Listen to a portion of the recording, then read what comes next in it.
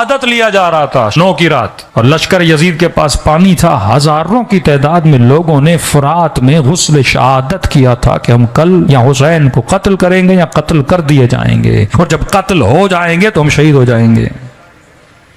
مسئلہ یہ نہیں تھا، وہاں کوئی خدا کو نہیں مانتا تھا، نہ ہی شاہ فیصل میں یہ مسئلہ ہے کہ آج کی مجلس میں جتنے لوگ موجود ہیں ان میں سے کوئی مولا علی کو نہیں مانتا۔ اگر یہ بولا جائے نا اس مجمع میں کتنے لوگ ہیں جو علی کو نہیں مانتے، شاید کوئی ہاتھ اٹھے، تو یہ ایک ڈھونگ ہے کہ شیعوں میں لوگوں کو ولایت علی منواؤ۔ کوئی ایسا شیعہ نہیں جو مولا علی کی ولایت کو نہ مانے، وہ شیعہ کہلاتا ہے نہیں جو علی کی ولایت کو نہ مانے۔ آج یہ ایشو ہے ہی نہیں کہ کون علی کو مانتا ہے کون نہیں مانتا، یہ تو ایک ہلکا پھلکا پروپیگنڈا ہے کہ شیعوں کو شیعہ سے لڑایا جائے۔ اصل ایشو کیا ہے؟ آج پاکستان کے فاسق، فاجر، شرابی، بدبخت، بد کردار سے پوچھو گے نا خدا کو مانتے ہو، بہت گاڑا الحمدللہ بول کے بولے گا مانتا ہوں۔ ہائی رینک کے جو سیاستدان ہیں سب سے پوچھو اللہ، نواز شریف سے پوچھو اللہ کو مانتے ہو کہ الحمدللہ، اس کی بیٹی سے پوچھو اللہ کو مانتے ہو کہے گا الحمدللہ، مسجد کے مولوی سے پوچھو اللہ کو مانتے ہو کہے گا الحمدللہ، سب مان رہے ہیں اللہ کو، مسئلہ اللہ کو ماننے کا تو ہے ہی نہیں۔ اس مجمع میں جتنے لوگ ہیں سب سے پوچھو مولا علی کو مانتے ہو کہیں گے الحمدللہ، ہم ہیں شیعہ علی کی ولایت کو مانتے ہیں۔ مسئلہ مولا علی کے ماننے کا نہیں، مسئلہ خدا کے ماننے کا نہیں، مسئلہ محمد رسول اللہ کے ماننے کا نہیں۔ ایشو کیا ہے؟ حسین بھی خدا کو مانے، شمر بھی خدا کو مان رہا ہے، اور بھی خدا کو مانے، ابن سعد بھی خدا کو مانے۔ اب جملہ سننا امام حسین کا، امام نے کہا اے خدا حسین تجھے بھی مانتا ہے، رضن برضاک وتسلیمن لامرہ، حسین تجھے بھی مانتا ہے تیرے امر کو بھی مانتا ہے۔ یہ لبرلزم، فیمننزم اور کمیونزم کو اگر سمجھنا چاہتے ہو نا، یہ وہی کڑی ہے یزیدیت والی۔ لشکر یزید کیا کہتا تھا؟ وہ کہتا تھا اے خدا تجھے مانتے ہیں پر ہم نے اپنی زندگی کیسے گزارنی ہے یہ تو ہمیں نہیں بتائے گا، اپنی مرضی سے کریں گے۔ آج پورا مجمع مولا علی کو مانتا ہے، ایشو کہاں پر ہے؟ ایشو یہ ہے کہ مولا علی ہم تجھے تو مانتے ہیں، امام حسین ہم تجھے تو مانتے ہیں، تبھی تو آپ کی مجلس کروا رہے ہیں مولا، تبھی تو آپ پہ گریہ کر رہے ہیں، مولا آپ کو مانتے ہیں، لیکن میں نے اپنے بیٹے کی شادی کیسے کرنی ہے مولا آپ انٹرفیئر نہیں کریے گا، میں نے اپنی بیٹی کی شادی شاہ فیصل میں کیسے کرنی ہے مولا یہ میں آپ سے نہیں پوچھوں گا، ہمیں اپنی مرضی چلاؤں گا، میں نے سر کو کیسے بنانا ہے، میں نے چہرے کو کیسے بنانا ہے مولا یہ آپ نہیں بتائیں گے، بیٹی کہاں پڑھنے جائے گی نہیں جائے گی، شادی کہاں کرنی ہے کہاں نہیں کرنی، کون سی چیز کھاؤں گا کون سے کپڑے پہنوں گا مولا اس میں آپ کا نہیں جائے، لیکن مانتا ضرور ہوں آپ کو۔ پاکستان کا مطلب کیا؟ لا الہ الا اللہ، ماشاء اللہ۔ اور اسی دن جب پاکستان آزاد ہوا انڈیپینڈنس ڈے پہ مجرے کروائے جا رہے ہیں کہ اے خدا یہ سارے حکمران، یہ سیاستدان، یہ سرکاری عہدیدار بیٹھے ہوئے ہیں اور اوپر بھی لکھا ہوا لا الہ الا اللہ محمد رسول اللہ، ہم تجھے مانتے ہیں لیکن ہم نے آزادی کا دن کیسے منانا ہے یہ ہم تجھ سے نہیں پوچھیں گے۔ یہ دوسرے ملکوں سے آئے ہوئے جو سفیر بیٹھے ہوئے ہیں نا، ایمبیسڈر بیٹھے ہوئے ہیں نا، ہم ان سے پوچھیں گے بتاؤ ہم کس طرح دن منائیں تاکہ تو خوش ہو جائے۔ مولا حسین کے جملے پہ غور کرنا، رضن برضا، حسین کی مرضی نہیں، جو تیری مرضی وہ حسین کی مرضی، وہ تسلیم لامرہ، حسین تیرے امر کے سامنے تسلیم ہے۔ تسلیم مطلب 100%، یہ نہیں کہ 50%، کہ میں 70% اللہ کی مانوں 30% اپنی چلاؤں، مطلب 70% تیرے اندر حسینیت ہے، 30% یزیدیت ہے۔ میں 99% اللہ کی سنوں 1 پر اپنی چلاؤں تو مطلب 99% حسینیت ہے، 1 پر یزیدیت ہے۔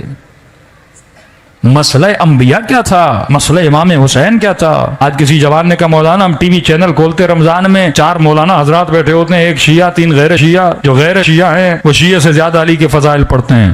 میں نے کہا مسئلہ علی کے ماننے کا نہیں ہے، سب کچھ ماننے کے بعد بھی پوچھو گے نا افضل کون ہے وہ پھر بھی علی کو 4تھے نمبر پہ رکھے گا۔ آج کہتے ہیں ہاں اہل بیت رسول کو مانتے ہیں، اہل بیت کی نہیں مانتے، خدا کو مانتے ہیں، اللہ کے حکم کو نہیں مانتے، علی کو مانتے ہیں، علی کے حکم کو نہیں مانتے، امام زمانہ کو مانتے پر حکم امام کو نہیں مانتے۔ یہی یزیدیت اور حسینیت کا فلسفہ ہے نا۔ جب تک تو مقام تسلیم پہ نہیں آتا، جب تک تو 100% خدا کی نہیں مانتا، جب تک تو حکم حضرت علی کو نہیں مانتا، جب تک حکم خدا کو نہیں مانتا۔ آج مسئلہ خدا کی خداوندی کا نہیں ہے، مسئلہ حکم خدا کا ہے۔ یہ کہنا بڑا آسان ہے پاکستان کا مطلب لا الہ الا اللہ تھا، لیکن فائدہ کیا کہ حکم خدا کو اجرا نہ کر سکو، حکم خدا کو پامال کیا جائے۔ یہی امام حسین کا مسئلہ تھا کہ اگر کوئی امیر شام کی توہین کرتا نا اس کا سر قلم کر دیا جاتا تھا، جس طرح آج ہمارے ملک میں ہو رہا ہے، اداروں کی توہین کرو سر قلم، عدالت کی توہین کرو سیدھا جیل میں، لیکن برملا خدا کی توہین کی جائے، شریعت کی توہین کی جائے، حکم خدا کی توہین کی جائے، مطلب جتنی غیرت ہمیں اصحاب کی توہین پر، جتنی غیرت ہمیں رسالت کی توہین پر، جتنی غیرت ہمیں اپنی ذات کی توہین پہ آتی ہے، اتنی خدا کی توہین پہ نہیں آتی۔ امام حسین کربلا گئے کہ حسین کو رب کی توہین نامنظور ہے، اور اس کی عزت کی بقا کے لیے حسین اپنی جان دینے کے لیے تیار ہیں۔ کیا پروپیگنڈا کیا دشمن نے! یہ واقعاً بندہ جملے جا کے امام حسین کی زری کے سامنے ادا کرتا ہے، لیکن 5 منٹ سوچے کہ میری اوقات کیا ہے کہ میں حسین کی زری کے سامنے کھڑا ہو کے یہ جملے بولتا ہوں۔ کہیں میں امام حسین کی توہین میں نہیں آ رہا کہ میں امام حسین کی زری کے سامنے، مولا علی کی زری کے سامنے کھڑے ہو کے یہ کہوں اشہد انک قد اقمت الصلاۃ وآتیت الزکاۃ وامرت بالمعروف، مولا میں گواہی دیتا ہوں آپ نماز قائم کرتے تھے۔ بھائی میری کیا اوقات میں حسین کی نماز کی گواہی دوں؟ لیکن ہم پڑھتے ہیں، کیوں پڑھتے ہیں؟ کیونکہ چھٹے امام نے کہا جا گواہی دے۔ مولا یہ توہین تو نہیں کر رہا ہوں، میں کیسے گواہی دوں؟ ایک بے نمازی جا کے کھڑا ہو جائے اور کہ اشہد انک قد اقمت الصلاۃ وآتیت الزکاۃ، زیارت عاشورہ میں پڑھے، زیارت وارثہ میں پڑھے، مولا علی کی زیارت میں پڑھے، مشہد الرضا جائے تو امام رضا کی زیارت میں پڑھے۔ جو بندہ گنہگار، جو بندہ خطا کار، وہ امام کی نمازوں کی گواہی دے رہا ہے کہ مسئلہ نماز کا نہیں۔ مولا کیا مسئلہ تھا؟ مسئلہ بدنامی کا تھا کہ طاغوت نے اتنا بدنام کیا اہل رسول کو۔ وہی اسٹریٹجی جو یزید کی کل تھی، آج وہی اسٹریٹجی یزید کے ماننے والوں کی۔ اگر شیعہ سمجھے کہ اتنا بدنام کرو آل رسول کو کہ جب شام والوں کو پتا چلا کہ علی کی شہادت مسجد میں ہوئی ہے تو لوگ پوچھنے لگے کہ علی نماز بھی پڑھتے تھے، کہ گواہی دے اشہد انک قد اقمت الصلاۃ۔ یہ مظلومیت اہل بیت ہے۔ مولا حسین کو کیا ضرورت ہے بی بی زینب کو بولیں بہن زینب مجھے نماز شب میں یاد رکھنا؟ ہوتا کیا ہے نماز شب میں؟ 20 زندہ 20 مردوں کے نام لیے جاتے، اللہم اغفر فلاں، اللہم اغفر فلاں، اللہم اغفر فلاں۔ 40 مرتبہ مردے کے نام لینے سے پہلے یا زندے کے نام لینے سے پہلے اللہم اغفر بولا جاتا ہے۔ کیا حسین کو مغفرت کی ضرورت ہے کہ زینب بولے؟ کہ نہیں، کہ بہن زینب انہوں نے اتنا پروپیگنڈا کیا بابا کے خلاف، آج میرے خلاف کیا ہے کہ حسین باغی ہے، حسین نمازی نہیں ہے۔ بہن زینب نماز تہجد پڑھ کے بتانا کہ یہ گھرانہ نمازی گھرانہ ہے۔ سیم وہی پالیسی اہل بیت کے ماننے والوں کے خلاف کہ کسی غیر شیعہ سے بولو نا، شیعہ بھی نماز پڑھتے ہیں، شیعہ بھی نماز پڑھتے ہیں۔ میں کون سی امیج دے رہا ہوں دشمن کو؟ وہ امیج تو دشمن بنانا چاہتا ہے یا وہ امیج جو مولا علی دکھانا چاہتے ہیں؟ اگر خدا نہ خواستہ میں ایسی امیج بنا رہا ہوں تو میں یزیدی مقصد میں اسے مدد کر رہا ہوں۔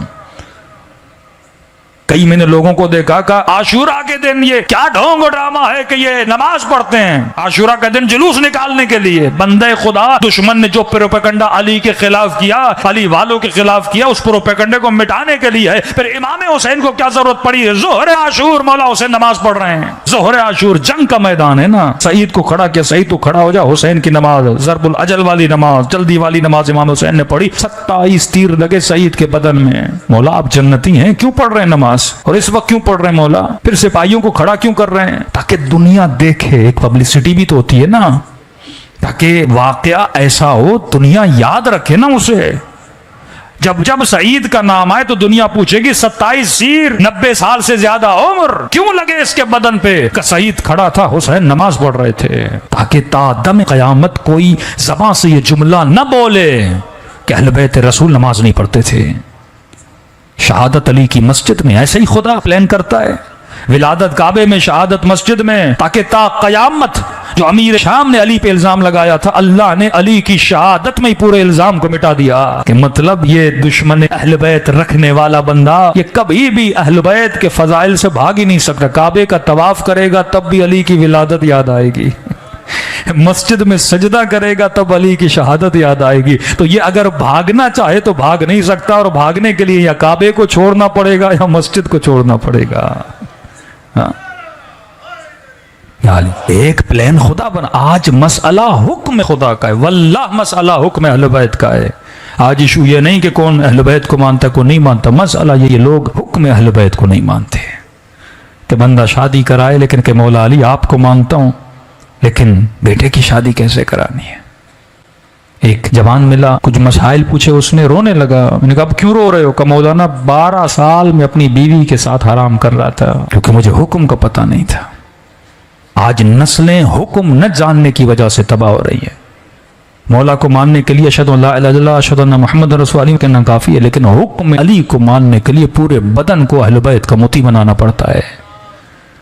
آغائے عراقی کہتے ہیں اگر میرے بس میں ہوتا نا، میں ہر بندے پہ واجب کرتا یہ کتاب احکام پڑھے کہ کیا واجب ہے کیا حرام ہے۔ جوان یہ سمجھتا ہے شادی ہو گئی بیوی حلال ہو گئی، بھائی کتنے ایسے مسائل ہیں جس میں بیوی تیرے اوپر حرام ہوتی ہے۔ اس لیے بیان کرو، ایک درد ہے، 55 سال کا بوڑھا 55 سال کا بوڑھا ایسے رو رہا تھا جیسے 6 سال کا بچہ روتا ہے۔ میں نے کہا اب کیوں رو رہے ہو؟ کہ مولانا، میں نے کہا بیٹا نہ اہل کا نہیں بڑا نیک ہے، بیوی بری ہے کا نہیں نیک ہے، مال نہیں کا مال ہے، گھر نہیں کا گھر ہے، دولت نہیں کا مولانا سب کچھ ہے، پھر کیوں رو رہے ہو؟ کہ مولانا میں نے گناہ کیا تھا جوانی میں، توبہ بھی کی، کربلا گیا بہت رویا، مولانا نادان تھا پتہ نہیں تھا، مشہد الرضا گیا رویا، میں سمجھا میں نے توبہ کی معاف ہو گیا، آج مجھے حکم کا پتہ چلا ہے۔ میں نے کہا کون سا گناہ کا شرم آتی ہے بتاؤں؟ فقہی مسئلہ ہے، احکام کی کمی آج ہم سمجھتے ہیں احکام صرف مولانا کو پتہ ہونا چاہیے۔ میں نے کئی مولا کے ذاکرین کو دیکھا، برملا میرے ساتھ گھومتے تھے قافلوں میں نے بولا ان کو، انگوٹھی پہنی، لوکٹ پہنی ہے، سینے میں مولا علی کا نام پہنا ہے۔ میں نے کہا وضو ہے کا نہیں؟ میں نے کہا بغیر وضو کے علی کا نام، اہل بیت کا نام بدن پہ لگانا حرام ہے۔ حکم کا جب پتہ نہ ہو نا، بندہ چلتے پھرتے گناہ کرتا ہے، حکم کا پتہ نہ ہو۔ تسلیماً لامرہ، کیونکہ لا معبود سواک یا غیاث المستغیثین، یہاں تعمیل حکم کے لیے اللہ نے تجھے پیدا کیا۔ میں نے کہا بتا تو صحیح تم نے کون سی خطا کی؟ کہ مولانا بس ایک گناہ کیا، قوم لوط والا گناہ۔ اور آج پتا چلا اگر مرد یہ بدکاری کرے نا تو جس کے ساتھ یہ بدکاری کی جاتی ہے اس کی بہن اس پر ہمیشہ کے لیے حرام ہو جاتی ہے۔ کہ حکم کا پتہ نہیں تھا، میں نے نکاح کر لیا، 55 سال کا ہو گیا، صاحب اولاد ہوں، اب بیوی کو کیا بولوں، اولاد کو کیا بولوں؟ توبہ تو میں نے کی ہے، کا پریشان ہوں، میں نے اپنی زندگی کو تباہ و برباد کر دیا۔ تیری سلیکشن اور تیرا ریلیشن یہ حکم الہی کے مطابق ہونا چاہیے۔ بیٹا ڈاکٹر بن گیا، 6 مہینے میں بیٹی کی طلاق ہو گئی۔ بچوں کو انجینئر بناؤ، ڈاکٹر بناؤ، ڈاکٹر بناتے ہو پیسے کمانے کے لیے، انجینئر بناتے ہو پیسے کا، ایک ہنر ہے، ہنر کے آنے کے بعد پیسہ آتا ہے، لیکن اگر احکام کا پتہ نہ ہو زندگیوں میں سکون تباہ ہو جاتا ہے۔ سیدہ زینب زندان شام میں بھی احکام بتاتی رہیں، امام موسیٰ کاظم کی بیوی احکام بتاتی تھیں۔